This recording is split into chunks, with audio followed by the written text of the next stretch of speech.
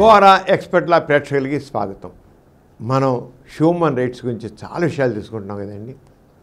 ఎటువంటి హ్యూమన్ రైట్స్కి చట్టబద్ధత ఉంది, ఎటువంటి హ్యూమన్ రైట్స్కి చట్టబద్ధత లేదు, అది కేవలం ఆదేశాలుగా ఉపదేశాలుగా మన ఆకాంక్షగా మిగిలిపోయి ఉన్నాం మనం తెలుసుకుంటూ వస్తున్నాం. రాజ్యాంగాలు పేర్కొనబడ్డాయి. రాజ్యాంగంలో ఉన్నప్పుడు కూడా రాజ్యాంగం అంటే అవన్నీ దానికి చట్టం రూపం ఉందని కాదు, అమలుపరచగలిగినది కాదు, రాజ్యాంగాలు చెప్పబడ్డాయి అంతే. అది గుర్తించండి. హ్యూమన్ రైట్స్ సంబంధించినవన్నీ హ్యూమన్ రైట్స్ అలా ఉండాలని కోరుతాం. హ్యూమన్ రైట్స్ అని మనం కోరుకుంటున్నాం, అవన్నీ రైట్స్ కింద మారాలని కోరుకుంటున్నాం. డైరెక్టివ్ ప్రిన్సిపల్స్లో ఇంకా అలాంటి ఆకాంక్షలు ఏమున్నాయి, ఎటువంటి వాటిని మనం కాన్స్టిట్యూషన్లో పొందుపరిచారో కూడా తెలుసుకోండి. ఎందుకంటే కాన్స్టిట్యూషన్లో మన రాజ్యాంగంలో హ్యూమన్ రైట్స్ సంబంధించిన అన్నీ దాదాపు చాలా ఉన్నాయండి. కానీ వాటికి చట్టబద్ధత లేదు. కూరలేని పాముల్లాగా ఇవి ఉన్నాయి. అర్థమేనండి. కూరలేని పాము కరిచిన ఏమవుతుంది? Nothing happen. ఆరంగానే కాన్స్టిట్యూషన్లో కేవలం ఆది సూత్రాలుగా డైరెక్టివ్ ప్రిన్సిపల్స్ లాగా ఉంటే దానివల్ల హ్యూమన్ రైట్స్ అని ఏవైతే మనం గోల పెడుతున్నామో ఆ హ్యూమన్ రైట్స్ ఏ రకంగా కూడా న్యాయం చేసి చూపించలేవు, మనకి అండగా నిలబడలేవు. అంచేత అవి ఇంకా ఏమున్నాయి, మనకు ఏవైతే చట్టబద్ధత కావాలో, ఎటువంటి హ్యూమన్ రైట్స్కి చట్టబద్ధత కావాలో మనం తెలుసుకుందాం. ఇంతవరకు మనం చాలా తెలుసుకున్నాం ఇంతవరకు. దాంట్లో ఇప్పుడు మరికొన్ని చట్టబద్ధత కల్పించాల్సినగా ఇంకా వేటికి చేయాలి అనేది కొన్ని హ్యూమన్ రైట్స్ మనం ఏవైతే హ్యూమన్ రైట్స్ కోరుతున్నామో వాటి గురించి కోరుకున్నాం. దీంట్లో అధికరణం 39A ఉచిత న్యాయ సహాయం. అందరికీ ఎంతమంది అడ్వకేట్స్ని పెట్టుకుని వాళ్ళు కోర్టులో వాదించుకోగలరండి? చాలామంది చాలా రకంగా వాళ్ళు నష్టాల పాలవుతూ, ఇబ్బందుల పాలవుతూ, అన్యాయానికి గురవుతూ కోర్టుకు వెళ్ళలేకపోతున్నారు. వాళ్ళు న్యాయం పొందలేకపోతున్నారు, అన్యాయాలకు గురవుతున్నారు. వాళ్ళు కోర్టుకు వెళ్ళి అది అడ్వకేట్ ఫీజు ఇచ్చుకోలేరు, కోర్టు ఫీజు కట్టుకోలేరు, ఏమీ చేయలేరు. కానీ మన డైరెక్టివ్ ప్రిన్సిపల్స్ ఏం చేశారు? మానవ హక్కుల కింద ప్రతి ఒక్కరికి న్యాయం జరగాలి అని మనకి ఇప్పుడు కాన్స్టిట్యూషన్లో ప్రతి ఒక్కరికి న్యాయ సలహా అందాలి, న్యాయం అందాలి, న్యాయం చేకూరాలని కాన్స్టిట్యూషన్లో పేర్కొనబడింది. కానీ పేర్కొనబడ్డప్పుడు కూడా వాళ్ళకి న్యాయం అందడం లేదు. అది చట్టం చేయాలి. అది ఏ రకంగా చెప్పారు దీంట్లో? కాన్స్టిట్యూషన్లో చాలా హ్యూమన్ టచ్తో హ్యూమన్ రైట్స్ని పొందుపరచడం జరిగింది.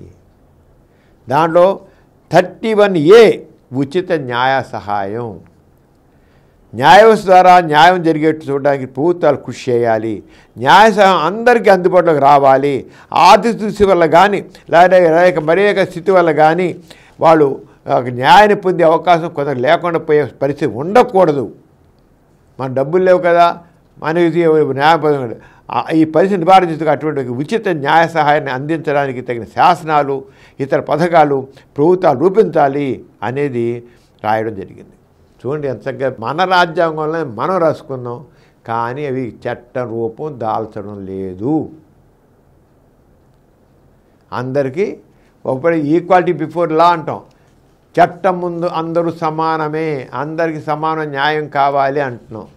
కానీ చట్టం ద్వారా వచ్చే న్యాయాన్ని పొందడానికి న్యాయం వీళ్ళ డబ్బులు లేక మామూలు వాళ్ళు న్యాయాన్ని కోల్పోతున్నారు.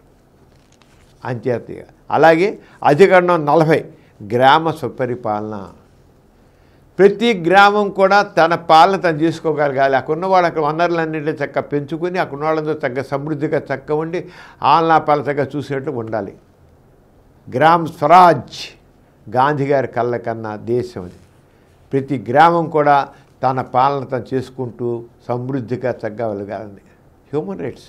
మన గ్రామంలో వచ్చే సంపద మన దగ్గర ఉండాలి, ఎక్కువ తగ్గించకూడదు. ముందు మన గ్రామం గ్రామ స్వరాజ్యం ఉండాలన్నమాట. అది కావాలని. అలాగే అధికరణం 41 వృద్ధులు, అశక్తులు మొదలైన వారికి తగు సహాయం అందజేయాలి. ప్రతి నిరుద్యోగం, వృద్ధాప్యం, అనారోగ్యం, అంగవైకల్యం వంటి ఆసక్తులతో బాధపడేవారికి తగిన ఆరోగ్య విద్యా సదుపాయాలు కల్పించేందుకు తనకున్న ఆర్థిక వనరులకు లోబడి ఆర్థిక చేసే ప్రభుత్వాలు కృషి చేయాలి. వీళ్ళందరికీ ప్రభుత్వం నిరుద్యోగులకి నిరుద్యోగ వృత్తి ఇవ్వాలి. వృద్ధాప్యం ఉన్నవాళ్ళకి ఆదుకోవాలి, అనారోగ్యం ఉన్న ఆదుకోవాలి, అంగవైకల్యం ఉన్న ఆదుకోవాలి, ఇలాంటి అందరూ ఆదుకోవాలి, ప్రభుత్వం ఆదుకోవాలి. ఇది సంక్షేమ రాజ్యం అంది.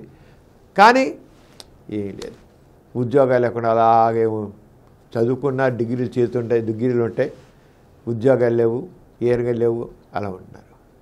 కానీ మన ఆది సూత్రాలు ఏంటి? వీళ్ళందరికీ ప్రభుత్వం చూడాలి అని ఉంది. Human rights.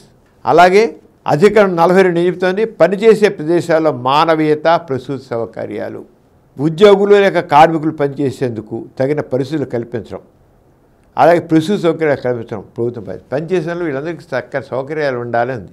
అలాగే అధికరణం 43 కార్మికుల వేతనాలు హేతుబద్ధత, కార్మికులకి వాళ్ళు పడే కష్టానికి శ్రమకి తగినటువంటి ఫలితం ఉండాలి. శ్రమ దోపిడీ జరుగుతుంది ఈ రోజున, శ్రమ దోపిడీ. ఆ శ్రమ దోపిడీలో వ్యవసాయ, పారిశ్రామిక, ఇతర రంగాల్లో పనిచేసే కార్మికులకు హేతుబద్ధమైన గౌరవప్రదమైన జీవనానికి అవసరమైన వేతనాలకు సంబంధించి అనువైన శాసనాలు రూపొందించడానికి ప్రభుత్వాలు కృషి చేయాలి.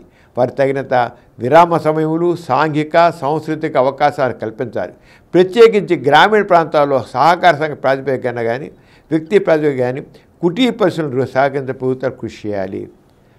అందరికీ సమాన న్యాయం కాదు, ప్రతి వాళ్ళకి శ్రమకు తగ్గ ఫలితం ఉండాలి. కానీ లేదు. మన కాన్స్టిట్యూషన్లో, మన రాజ్యాంగంలోనే మనం రాసుకున్నామండి, ఇవన్నీ ఉన్నాయండి. ఈ రాజ్యాంగం ఎవరు? ప్రజలు వాళ్ళ ఆకాంక్షల్ని ప్రపించే విధంగా రూపొందించుకోవడం జరిగింది. ఇవన్నీ హ్యూమన్ రైట్స్.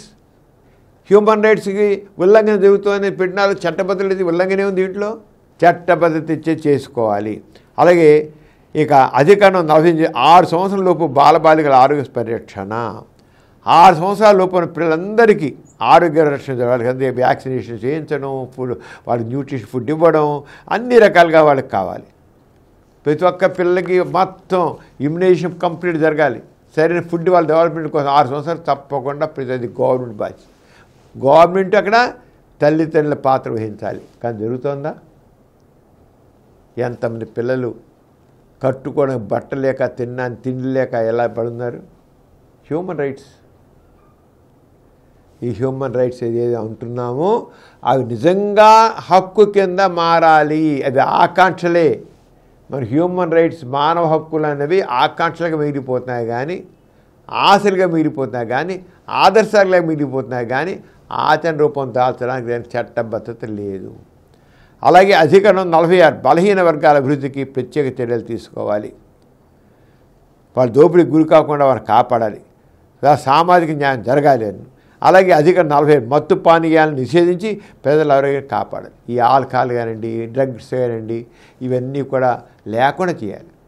కానీ మద్యం ఏరులై పారుతుంది. అలాగే డ్రగ్స్ అన్నీ కూడా ఎక్కడికి అక్కడ దొరుకుతున్నాయి. మరి ప్రభుత్వం ఫెయిల్యూరేనా? అసలు ఎక్కడ మనకి హ్యూమన్ రైట్స్ ప్రకారం ఏంటంటే ఇది లేకుండా చేయాలి. చేస్తున్నారా? సందుకు ఒక మద్యం దుకాణం ఉంటుంది. మరి హ్యూమన్ రైట్స్ ప్రకారం తప్పిదంతాను. ఆరంగా వ్యవసాయం, పశుగ్రామాభివృద్ధి జరగాలి. అది అధికరణం 48 వ్యవసాయం, పశుగ్రామాభివృద్ధి. అధికరణం 48A పర్యావరణం, వన్యప్రాణుల సంరక్షణ. అలా అధికరణం 49లో పురాతన కట్టడాల పరిరక్షణ. అలాగే అధికరణం 50 కార్యనిర్వాహక శాఖ నుండి న్యాయశాఖ వేరు చేయాలి. జ్యుడిషియరీని అలాగే ఎగ్జిక్యూటివ్ని వేరుగా చేయాలి. ఈ రంగం మనకి రకరకాలుగా, అలాగే అంతర్జాతీయ శాంతి రక్షణ కూడా ఇలా ఉన్నాయి. ఈ రంగం అనేకమైనటువంటి మనం ఉన్నాయి. అంచేత ఆదేశ సూత్రాలను మనం ఇంతవరకు ఏం చేస్తున్నాము? హ్యూమన్ రైట్స్ ఉన్నాయి, హ్యూమన్ రైట్స్ ఇవి చెప్పుకుంటూ హ్యూమన్ రైట్స్ ఉల్లంఘన జరుగుతుందని మాట్లాడుతున్నాం. అవి హ్యూమన్ రైట్స్ అంటే హ్యూమన్ రైట్స్ కాదు, హ్యూమన్స్ ఆకాంక్షలు, మానవుల ఆకాంక్షలు జరుగుతున్నాయి. వాటిని పారిరూపం చేయట్లేదు. అది మనం స్పష్టంగా తెలుసుకోరా. హక్కులు, ఆకాంక్షలు తేడా. ఈ డైరెక్టివ్ ప్రిన్సిపల్స్లో ఏం చేశారు? మానవుల హక్కుల ఆకాంక్షల్ని మనం చూసాం. వీటన్నిటిని హక్కులుగా మార్చాలి. మానవుల ఆకాంక్షల్ని హక్కులుగా మార్చాలి. హక్కులుగా మార్చి వాటి చట్టబద్ధత కల్పించాలి. అప్పుడే సరైనది ప్రజాస్వామ్యం. అదే ప్రజల పాలన. By the people, for the people, of the people అవుతుందన్నమాట. అంచేత నెక్స్ట్ ఎపిసోడ్లో ఈ ఫండమెంటల్ రైట్స్ వీటి మాత్రం చట్టబడుతుంది. ఫండమెంటల్ రైట్స్ అక్కడెక్కడైనా విఘాతం ఎలా, ఆ ఫండమెంటల్ రైట్స్నైనా కనీసం మనం ఏ రకంగా దాన్ని చేస్తాము? ఫండమెంటల్ రైట్స్ని దేని అంటున్నారు, వేటిని అంటున్నారు, వాటిని మనం ఏ రకంగా, ఈ ఫండమెంటల్ రైట్స్ని కూడా హ్యూమన్ రైట్స్ అనలవాళ్ళు ప్రాథమిక హక్కులు అన్నారు అంతే. అంతే ఈ ప్రాథమిక ఇంతే కాకుండా ఈ ప్రాథమికను ఇంకా ఎక్కువ చేర్చాలి. కనీసం వాటినైనా సరే మనం చక్కగా హక్కు పొందాలి. న్యాయస్థానాల ద్వారా వాటి రక్షణ పొందాలి.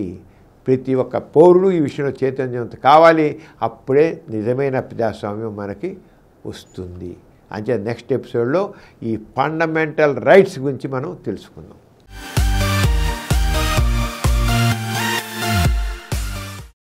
ఈ కార్యక్రమం మీకు ఎంతో నచ్చింది కదా.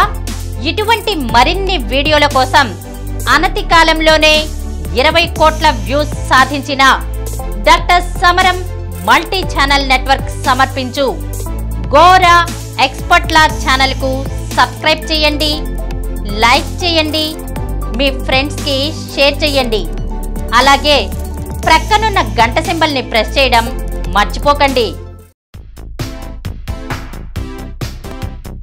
Please download Samaram Multi-Channel app and watch your favorite channels from your mobile.